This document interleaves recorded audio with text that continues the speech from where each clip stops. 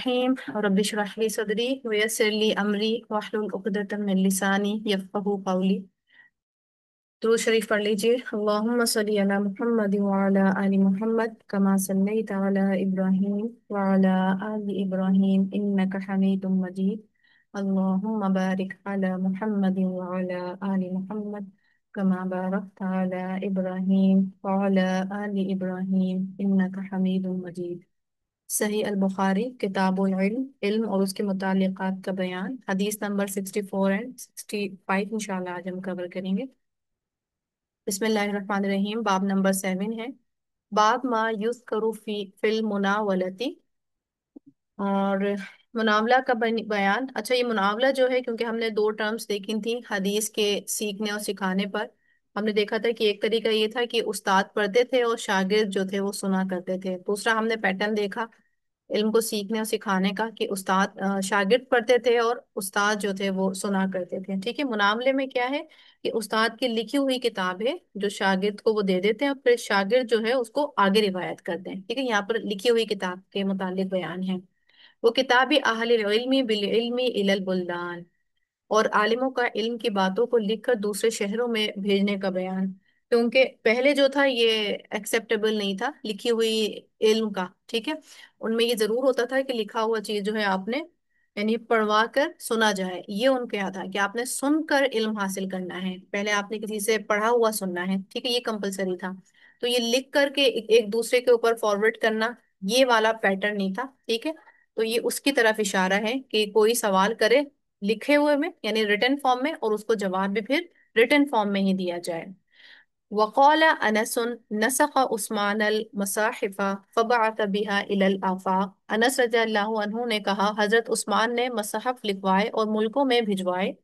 ورأى عبداللہ بن عمر ویحیی بن سعید ومالک ذلك جائزا، اور عبداللہ بن عمر اور یحییٰ بن سعید انصاری اور مالک نے اس کو جائز رکھا ہے، یعنی اس مناولہ والے پیٹرن کو لکھ کر بھیجے جانے والے پیٹرن کو ان کے نزدیک یہ جائز رہا۔ اور وحتج بعض اہل الحجاز، اور احتجاج کیا بعض اہل الحجاز نے۔ اہل حجاز میں جدہ، طائف اور مکہ مدینہ کے لوگ شامل ہیں۔ فی المناولتی، مناولہ کے بارے میں، بحدیث النبی صلی اللہ علیہ وسلم حیث کتب لامیر السریۃ کتابا، اور نبی کریم صلی اللہ علیہ وسلم کی ایک حدیث سے دلیل کی کہ آپ صلی اللہ علیہ وسلم نے فوج کے ایک سردار کو ایک خط لکھ کر دیا، وقال لا تقرأه حتى تبلغ مکان کذا و کذا، اور فرمایا اس کو کھول کر پڑھنا نہیں جب تک تم فلاں مقام پر نہ پہنچ جاؤ۔ فلما بلغ ذلك المکان قرأه على الناس، جب وہ اس مقام پر پہنچے تو انہوں نے لوگوں کو وہ خط پڑھ کر سنایا۔ وَأَخْبَرَهُمْ بِأَمْرِ النَّبِيِّ صلی اللہ علیہ وسلم، اور نبی کریم صلی اللہ علیہ وسلم کا حکم ان کو بتایا کہ یہ آپ صلی اللہ علیہ وسلم نے فرمایا ہے۔ ٹھیک ہے، یہاں پر ایک سیریہ کی طرف اشارہ ہے کہ عبداللہ بن جہش کو یہ ایک خط دیا جن کو سریہ کا امیر بنا کر بھیجا تھا، اور ان کو لیکن یہ کہا تھا کہ یہ ابھی نہیں پڑھنا ہے، یہ مقام نخلا پر جا کر پہنچنا پھر وہاں پڑھنا۔ تو انہوں نے بھی وہ لکھا ہوا جو تھا ریٹن فارم میں جو خط تھا ان کے پاس، وہ انہوں نے آپ صلی اللہ علیہ وسلم سے منسوب کرتے ہوئے لوگوں کو پڑھ کر سنایا کہ یہ آپ صلی اللہ علیہ وسلم کا فرمان ہے۔ ٹھیک ہے، تو یہ ایک دلیل دی جا رہی ہے کہ لکھا ہوا جو ہے آگے کوٹ کیا جا سکتا ہے، آگے فارورڈ کیا جا سکتا ہے۔ ٹھیک ہے، پھر ہے اس کی حدیث۔ حدثنا اسماعیل بن عبداللہ، بیان کیا ہم سے اسماعیل بن عبداللہ نے، قال حدثنی ابراہیم بن سعد، کہتے ہیں بیان کیا مجھ سے ابراہیم بن سعد نے، ان صالح، وہ صالح سے روایت کرتے ہیں، ان ابن شہاب، وہ ابن شہاب سے روایت کرتے ہیں، ان عبید اللہ بن عبداللہ بن عتبہ بن مسعود، اور وہ عبداللہ بن عبید اللہ بن عتبہ بن مسعود سے روایت کرتے ہیں، ان عبداللہ بن عباس، کہ عبداللہ بن عباس رضی اللہ عنہ نے بیان کیا، اخبرہ ان رسول اللہ صلی اللہ علیہ وسلم بعث بکتابہ رجلا، کیا رسول اللہ صلی اللہ علیہ وسلم نے ایک شخص یعنی عبداللہ بن حذافہ کے ذریعے ان حاکم بحرین مندر بن ساوی کو ایک خط روانہ فرمایا، وَأَمَرَهُ أَن يَدْفَعَهُ إِلَىٰ عَظِيمِ الْبَحْرَيْنِ فَدَفَعَهُ عَظِيمُ الْبَحْرَيْنِ إِلَىٰ کسرا، اور اس نے وہ خط کسرا یعنی پرویز جو کسرا کا یعنی ایران کا جو حکمران تھا وہ بھیج دیا۔ فَلَمَّا قَرَأَهُ مَزَّقَهُ، جب کسرا نے آپ صلی اللہ علیہ وسلم کا خط پڑھا تو پھاڑ ڈالا۔ ابن شہاب نے کہا فَحَسِبْتُ أَنَّ ابن مسیب قَالَ، फदआ अलैहिम रसूलुल्लाह सल्लल्लाहु अलैहि वसल्लम अन युमज़्ज़क़ू कुल्ला मुमज़्ज़क़। इब्न शहाब ने कहा कि मैं समझता हूँ, इब्न मुसय्यब ने उसके बाद मुझे कहा, रसूलुल्लाह सल्लल्लाहु अलैहि वसल्लम ने ईरान वालों पर बद्दुआ फरमाई कि वो भी चाकशुदा खत की तरह टुकड़े टुकड़े कर दिए जाएं। ठीक है। अब यहाँ पर रसूलुल्लाह ने, क्योंकि एक खत रसूलुल्लाह ने भेजा था अपने सहाबी के जरिए और इनकी कसरा तक, और उसमें दीन का पैगाम था। ठीक है। और दीन की तबलीग करने के लिए ही भेजा था खत के जरिए, लेकिन उन्होंने खत पढ़ के उसकी इंसल्ट की, यानी उसको चाक कर दिया। तो जब रसूलुल्लाह को ये बात पता चली तो रसूलुल्लाह ने फिर बद्दुआ दी। ठीक है। अब यहाँ पर रसूलुल्लाह ने अपने जाती मफाद के लिए उनको बद्दुआ नहीं दी है। ठीक है। क्योंकि दीन के पर्पस के लिए वहां पर एक हुज्जत तमाम करने के लिए उनको भेजा था खत, दीन की दावत देने के लिए। और इन्होंने दीन की दावत नहीं मानी तो फिर रसूलुल्लाह ने अल्लाह के ही खातिर फिर उनको बद्दुआ दी। ठीक है। फिर एक और हदीस है, हदीस नंबर 65। हदसना मोहम्मद बिन मुकातिल अबुल हसन, बयान किया हमसे मोहम्मद बिन मुकातिल अबुल हसन ने, अखबरना अब्दुल्लाह, बयान किया हमसे अखबरा ने, कौला अखबरना शोबा, कहते हैं खबर दी हमको शोबा ने, अन कतादा, वो कतादा से रिवायत करते हैं, अन अनस बिन मालिक, वो हजरत अनस रजी अल्लाह अन्हु से रिवायत करते हैं कि कौला कतबन नबी सल्लल्लाहु अलैहि वसल्लम किताबन, कि नबी करीम सल्लल्लाहु अलैहि वसल्लम ने किसी बादशाह के नाम दावत इस्लाम देने के लिए एक खत लिखवाया, और औ अरादा अन यक्तुब, या लिखने का इरादा फरमाया। फ़क़ील लहू इन्नहुम ला यक़रऊन किताबन इल्ला मख्तूमन, तो लोगों ने अर्ज किया कि वो लोग सिर्फ वही खत पढ़ते हैं जिस पर मोहर लगी हो। ठीक है।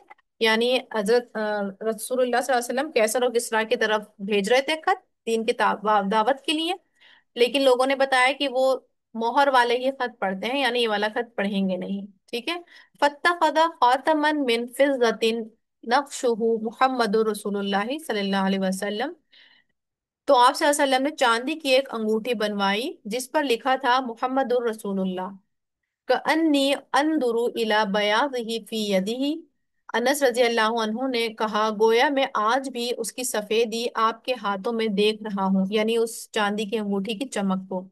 फकुल तू लिक़तादता मन क़ाला नक्शुहु मुहम्मदुर रसूलुल्लाह क़ाला अनस, शौबा ने कहा, मैंने कतादा से पूछा कौन कहता है कि इस पर मोहम्मद रसूलुल्लाह लिखा था। उन्होंने कहा अनस रजी अल्लाह अन्हु कहते हैं, यानी उनकी मोहर लगी हुई एक अंगूठी बनवाई गई जिसमें नक्श किया गया रसूलुल्लाह के नाम। ठीक है। फिर उसके जरिए सील लगाई गई उस खतों के ऊपर। ठीक है। ताकि वो लोग जो है उस खत को अहमियत दे सकें। ठीक है। तो खैर यहाँ पर एक मुख्तसरन बात थी, अभी उस खत की पूरा यहाँ पर किस्सा नहीं है, लेकिन आगे हदीस में आएगा पूरा किस्सा भी। और ये जो थी हदीस एक ही बाप से लिंक कर रही थी, तो इसलिए मैंने दोनों हदीसों को आज के लिए रख लिया था। ठीक है। तो रिफ्लेक्शन का पॉइंट मुझे बहुत ज्यादा नहीं समझ में आया, मुझे बस इतना समझ में आया, एक तो मैंने ट्रस्ट देखा, जैसे कि अब्दुल्ला बिन जहश को ही जैसे कहा कि आपने यहाँ नहीं पढ़ना है, एक मकाम पे जाना है, आपने वहां जाके पढ़ना है। ठीक है। और अगर हमसे कोई इस तरह की अमानत कह दे, हमारा हाल क्या होता है जब हमें कोई इस तरह की अमानत कह दे, तो हमारी क्यूरियोसिटी इतनी बढ़ जाती है कि उस लेवल पर पहुंचने से पहले ही हम ब्रेक कर देते हैं अपनी क्यूरियोसिटी को। ठीक है। कि किसी ने कह दिया कि तुम्हें एक बात पता चलेगी, और या मैं तुम्हें थोड़ी देर के बाद वो बात बताऊंगा, तो वो एकदम से पेट में दर्द होने लगता है ना कि पता नहीं क्या बात होगी क्या बात होगी, यानी वेट नहीं करना, बिल्कुल सब्र से खाली लोग हैं ना हम। लेकिन उनका देखें लेवल सब्र का, हालांकि पता है कि रसूलुल्लाह का लिखा हुआ खत है। ठीक है। लेकिन अपने उस लेवल को और उस खुशी को, उस एहसास को पेशेंस के साथ रखा, फिर उसी मकाम पर जाकर के उन्होंने वो खत पढ़ा। ठीक है। हालांकि बीच में भी अगर पढ़ लेते तो कोई नहीं देख रहा था, लेकिन वही अमानत की पासदारी। ठीक है। फिर एक दूसरे के ऊपर ट्रस्ट भी, और उस ट्रस्ट का मान कैसे, क्योंकि वाकई वो ट्रस्ट के लायक थे, क्योंकि अमानत की पासदारी भी रखी गई। ठीक है।